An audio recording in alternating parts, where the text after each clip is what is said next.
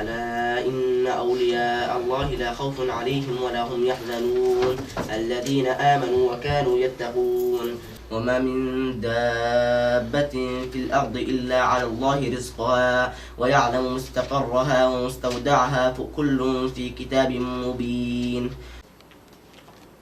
خلق السماوات وهو الذي خلق السماوات والأرض في 6 أيام وكان عرشه على الماء ليبلوكم أيكم أحسن عملا فلا تسألني ما ليس لك به علم إني أعظك أن تكون من الجاهلين ولا تقولوا لمن يقتل في سبيل الله أموات بل أحياء ولكن لا تشعرون إن الصفا والمروة من شعائر الله فمن حج البيت أو اعتمر فلا جناح عليه ومن تطوع خيرا فإن الله شاكر عليم والله لا يحب الفساد أصحاب النار هم فيها خالدون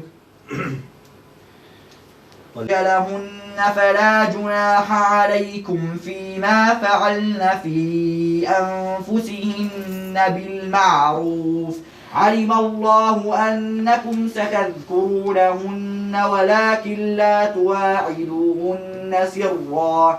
Suriye'den geldik, Türkiye, buraya geldik. Şanlıurfa'da yaşıyorum.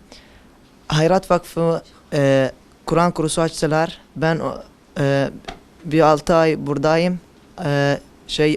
11. cüzdeyim. İnşallah 2 sene sonra hafız bilgisi alıyorum. Bir de imam olmak istiyorum. 2016 yılında Türkiye'ye geldik. Savaştan dolayı hayrat yardımı açtı kursu katıldım, hafızlık kursu. İnşallah 2 sene sonra da hafız olacağım ve doktor olmak istiyorum. أنا الأستاذ إياد السمحي من سوريا من مدينة دير الزور. أنا جيت على تركيا في 2013 وبدأت بتعليم القرآن في عام 2014 في مدينة أقچقلة مخيم تل أبيض. ثم انتقلت إلى أورفا منذ 2 سنين وبدأت التعليم مع منظمة الخيرات.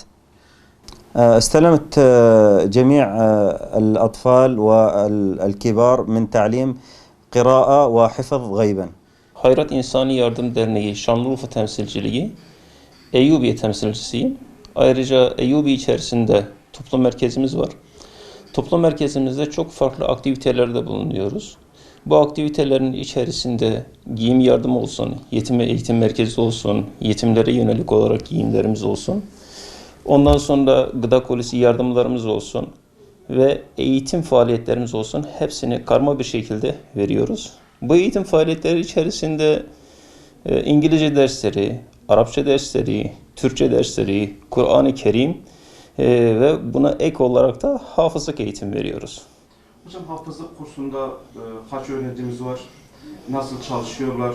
Onlarla ilgili kısa bilgi verir misiniz? Şimdi hafızlık deyince çalışmalar ne kadar iyi olursa olsun maddi çalışmalar, manevi çalışmalarla desteklenmediği sürece bir tarafı muhakkak boş kalıyor.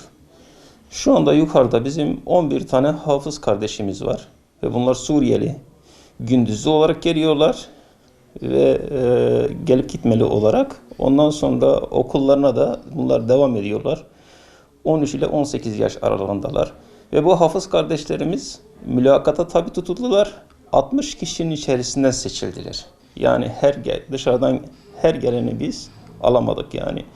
Bunların mahreçlerine dikkat edildi. Ondan sonra ona göre alındı yani. Kıraatlarına da dikkat edildi tabii. Ne kadar sürecek bu kurs? Yani bir şeyiniz var mı? Bir planınız var mı? Şimdi Allah nasip ederse bazı kardeşlerimiz 11. cüzdeler. Bazı kardeşlerimiz 18. cüzdeler. Biz hedef olarak 1 sene demiştik. Allah'ın izniyle 8 ay içerisinde bu kardeşlerimiz Allah nasip ederse bitecek. Ve bir sonraki hafızlık kurslarımız inşallah hayrat yardım olarak devam edecek. Bütün kardeşlerimizi davet ediyoruz. Bir gelsinler. İnşallah onlar da olurlar.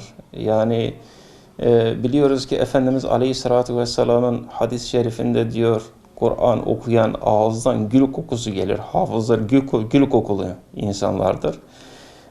Bütün Urfalı kardeşlerimizin ağzının ahirette gül kokmasını istiyoruz.